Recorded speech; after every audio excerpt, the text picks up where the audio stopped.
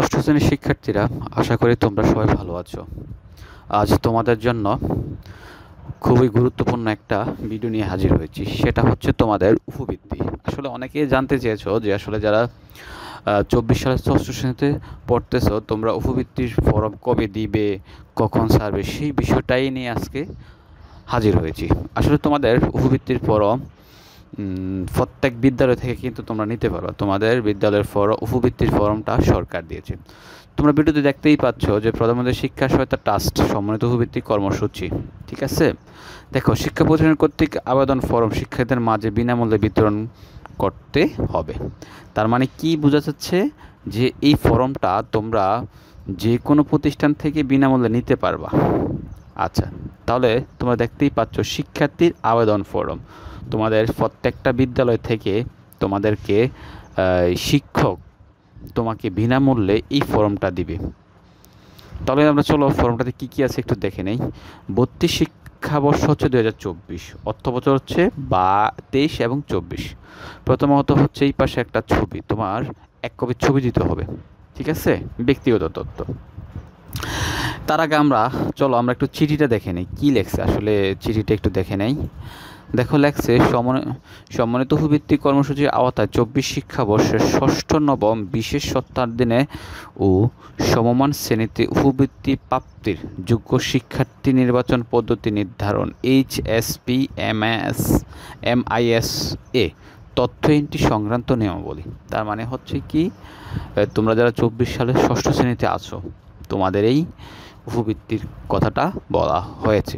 দেখো, উপযুক্ত বিষয়ে জানানো যাচ্ছে যে প্রধানমন্ত্রী শিক্ষা সহায়তা ট্রাস্টের আওতাধীন শিক্ষার্থীদের উপবৃত্তি সহ অন্যান্য সকল ভাতা ডাক অধিদপ্তরের সাথে চুক্তিবদ্ধ মোবাইল ফিনান্সিয়াল সার্ভিস নগদের মাধ্যমে বিতরণের জন্য ডাক ও টেলিযোগাযোগ বিভাগে গত 13/3/2023 তারিখে এত নম্বর স্মারকপত্রে অনুরোধ করা হয়। তার মানে তোমরা জানতেই পারছো যে এখন থেকে যত উপবৃত্তি দিবে সরকার, শুধু নগদ মোবাইল ব্যাংকিংয়ের মাধ্যমে কিন্তু দিবে। তো সেই ক্ষেত্রে কিন্তু অলরেডি ডাক বিভাগকে কিন্তু তারা স্মারক এবং চিঠি দিয়েছে। তো সেই ক্ষেত্রে তোমরা যারা আসলে উপবৃত্তি ফর্ম নিবা, তোমরা এখন থেকেই নগদ অ্যাকাউন্ট মোবাইল ব্যাংকিংটা খুলে ফেলবা।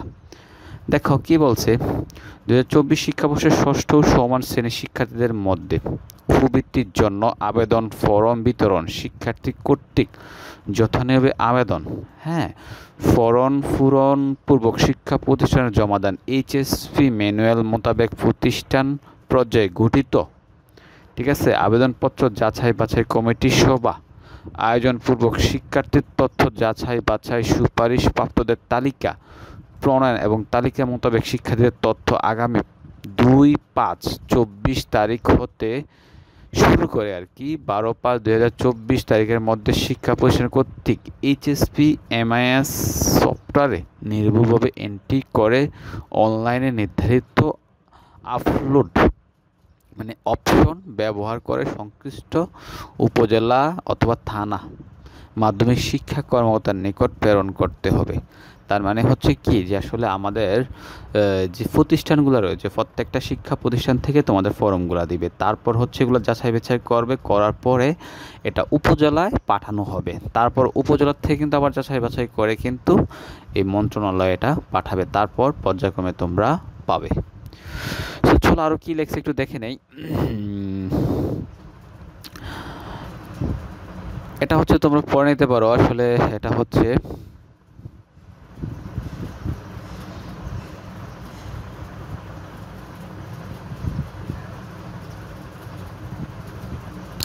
এগুলো হচ্ছে বিভিন্ন তথ্য।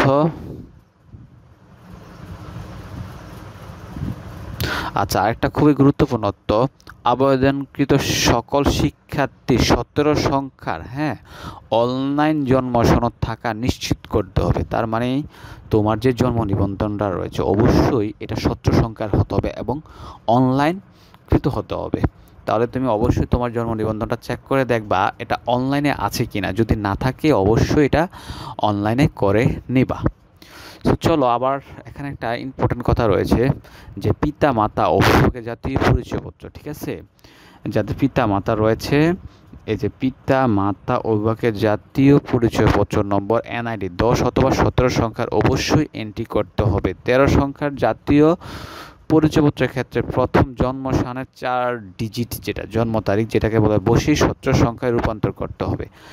মানে এমন দেখা গেছে যে কারো এনআইডি কার্ডের নাম্বারটা 13 সংখ্যা, তাহলে সেই ক্ষেত্রে তুমি এই 13 সংখ্যার প্রথমে শুরুতে তুমি তোমার পিতা অথবা মাতা অথবা অভিভাবকের যে জন্ম তারিখটা রয়েছে এটা আগে লিখে দিবা, তাহলে তোমার এনআইডি ডিজিটটা 17 সংখ্যার হয়ে যাবে।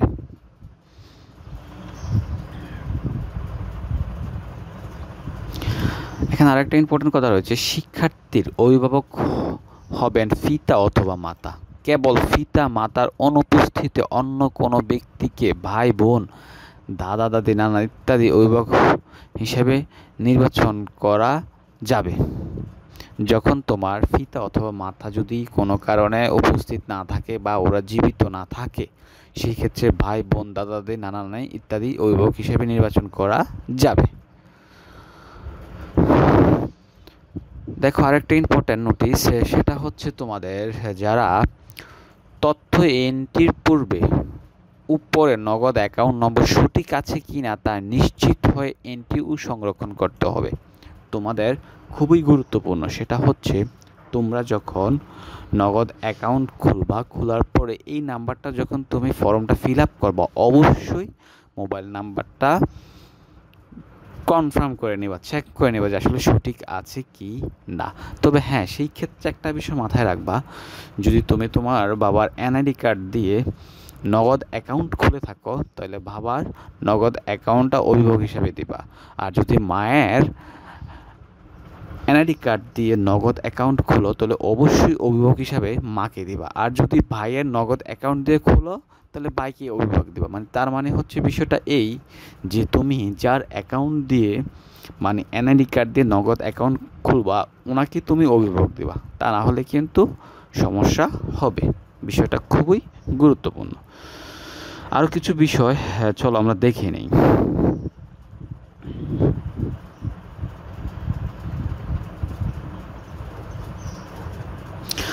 তাহলে আমরা ফর্মটাতে চলে আসছি, যে আসলে তোমাদের এক কপি ছবি লাগবে আর হচ্ছে শিক্ষার্থীর নাম বাংলা, এই বক্সে সুন্দর করে বাংলায় তোমার নামটা লিখে দিবা, ইংরেজিতে সুন্দর করে তুমি তোমার নামটা লিখে দিবা।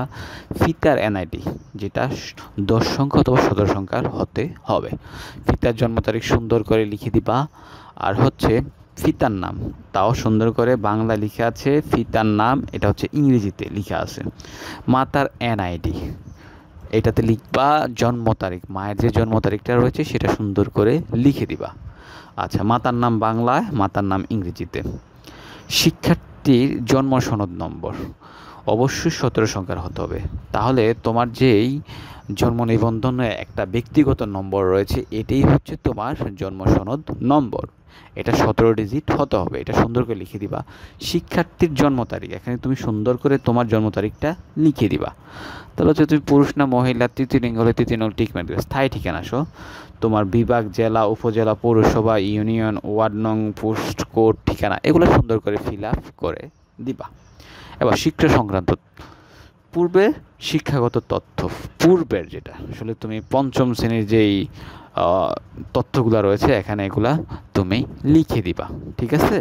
তারপর বর্তমান শিক্ষার তথ্য যেটা এখন তুমি 6ষ্ঠ শ্রেণীতে পড়ো, এই তথ্যটা হচ্ছে তোমার, এটা হচ্ছে তোমার 6ষ্ঠ শ্রেণীর, আর পূর্বের যেটা এটা হচ্ছে তোমার 5ম শ্রেণীর তথ্যগুলো লিখে দিবা।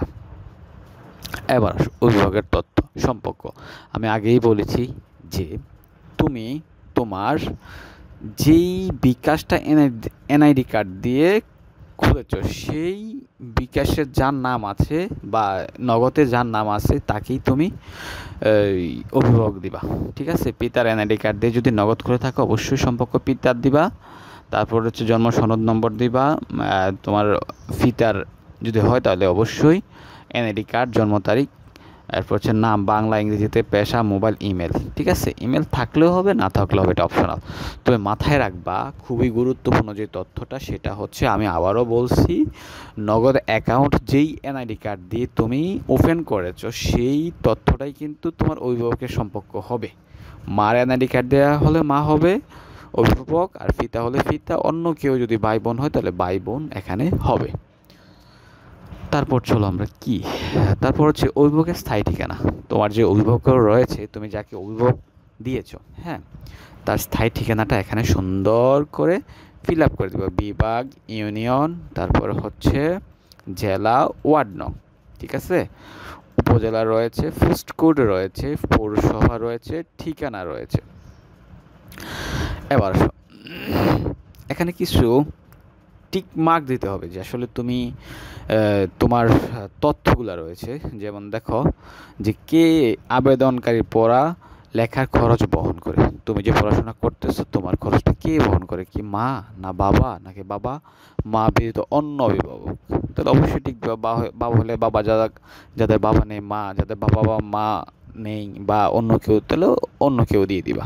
আচ্ছা, আবেদনকারী কি বাংলাদেশের ক্ষুদ্র নৃগোষ্ঠীর পরিবারের সদস্য? আসলে এটা হচ্ছে আমাদের যে পার্বত্য জেলা যারা আছে তাদেরকে এটা প্রযোজ্য, আমাদের হচ্ছে না।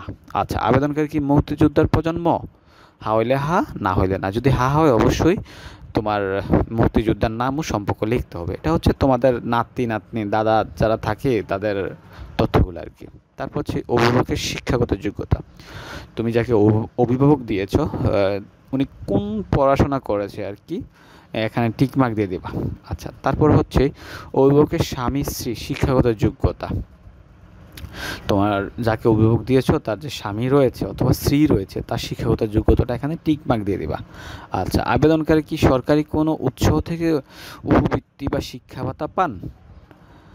মানে হচ্ছে যে আবেদন করবে, মনে করো ষষ্ঠ শ্রেণীর একজন শিক্ষার্থী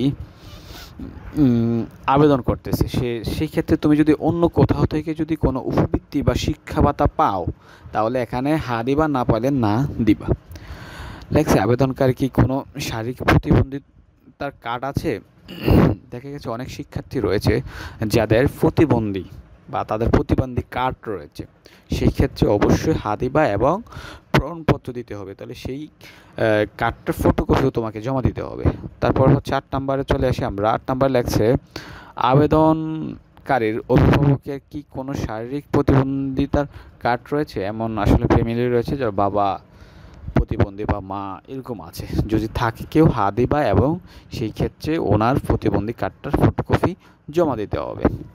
9 নম্বরে আসি আমরা, কি লিখেছে আবেদনকারীর বাবা মা ব্যতীত পরিবারের অন্য কোনো সদস্য জন্মগতভাবে দীর্ঘমেয়াদী শারীরিক মানসিক রোগে ভুগছেন?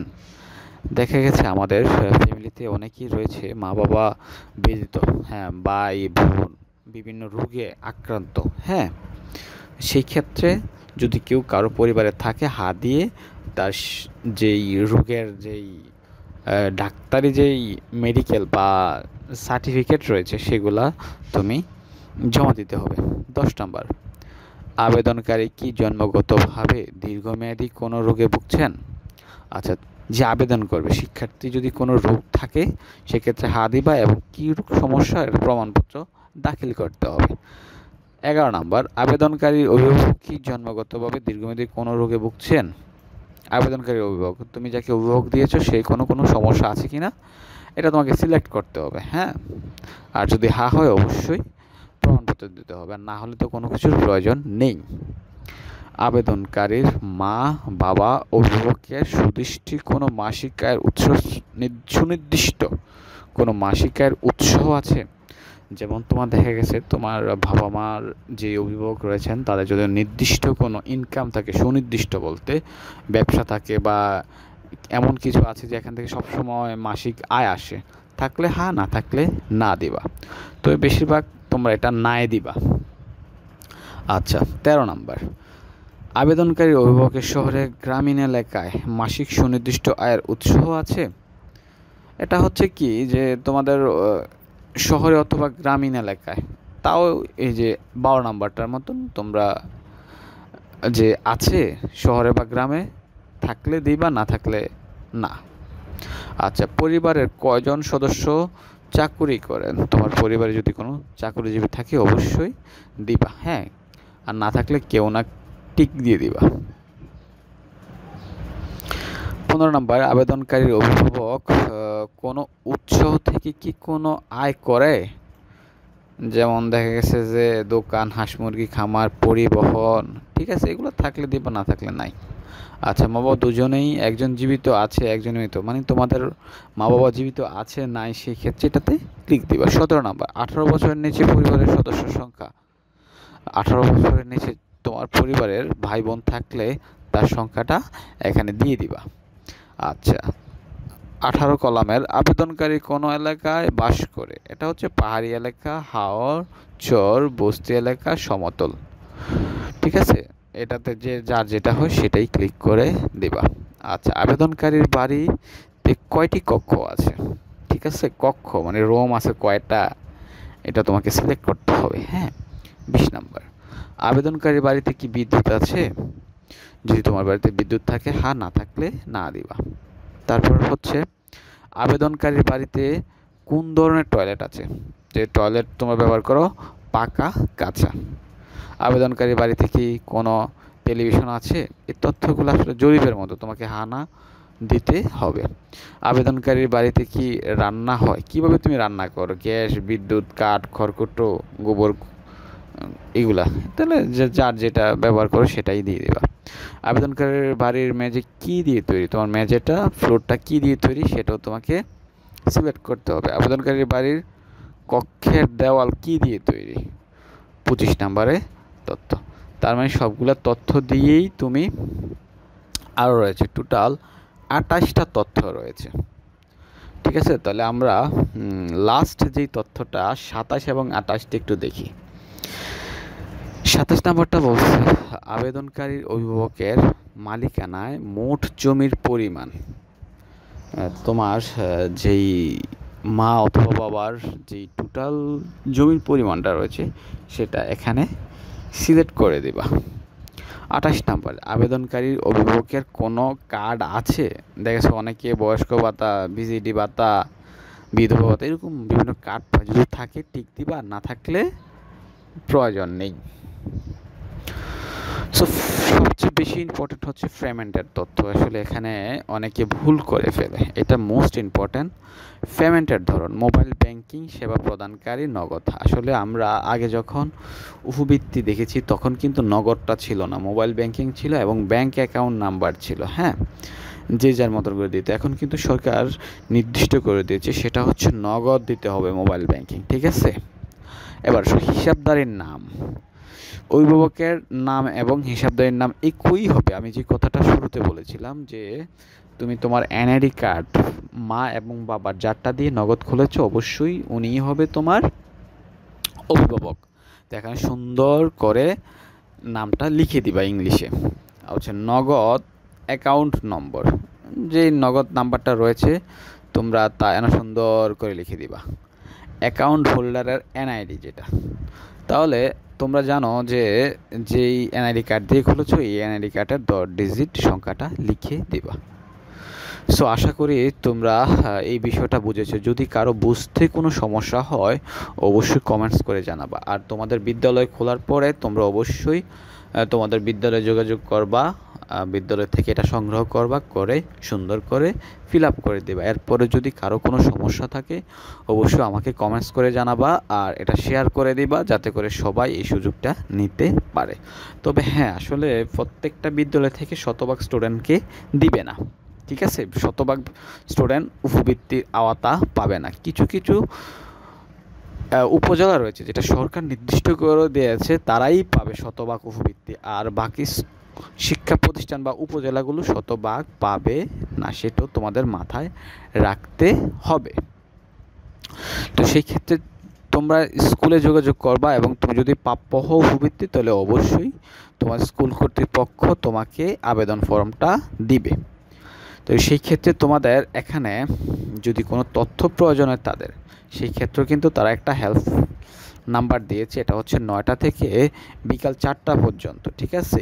এই যে 2টা নাম্বার রয়েছে এই নাম্বারে যোগাযোগ করেও তুমি বিভিন্ন তথ্য জানতে পারবা। আর অবশ্যই আমার কাছ থেকে যদি কোনো কিছু জানতে চাও তাহলে সেই ক্ষেত্রে অবশ্যই তোমরা কমেন্টস করবা, আমি তোমাদেরকে চেষ্টা করব তথ্যগুলো দেওয়ার জন্য। এই যে এখানে রয়েছে 10টি উপজেলা, ঠিক আছে, এখানে 10টি উপজেলা আবেদনকারী সকল শিক্ষার্থী সরাসরি উপবৃত্তির জন্য নির্বাচিত হবে। তার মানে 10টা উপজেলা ব্যতীত সবাই শতভাগ পাবে না। এটা হচ্ছে বান্দরবন, এইগুলো আর কি, কুড়িগ্রাম, উখাইন, হ্যাঁ, চর রাজীবপুর, ঝিলমারি, এই 10টা উপজেলা তারাই শতভাগ পাবে আর কি। এই তারাই শতভাগ পাবে, আর বাকি যে উপজেলাগুলো রয়েছে শতভাগ পাবে না, যাচাই বাছাই হওয়ার পরেই কিন্তু তারা পাবে। সো আশা করি তোমরা আমার ভিডিওটা শেষ পর্যন্ত দেখেছো। ধন্যবাদ তোমাদেরকে, আর অবশ্যই শেয়ার করে দিবা। ভালো থাকবা, খুদা হাফেজ।